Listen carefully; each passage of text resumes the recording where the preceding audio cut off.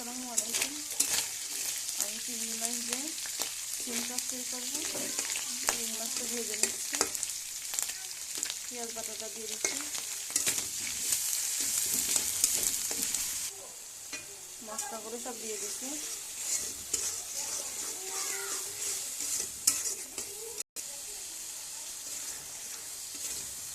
মশলাটা আমার ভালোভাবে কষিয়ে নেওয়া হয়ে গেছে। এখন শিমটা দিয়ে দিব।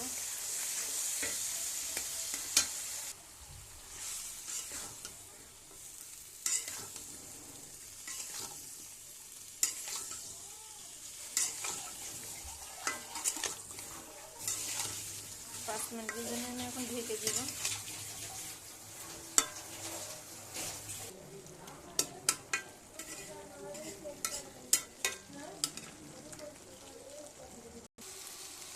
আমার রান্নাটি হয়ে গেছে। আপনাদের ভালো লাগে লাইক, কমেন্ট, শেয়ার, সাবস্ক্রাইব করবেন। চ্যানেলটির সঙ্গেই থাকবেন। আল্লাহ হাফেজ।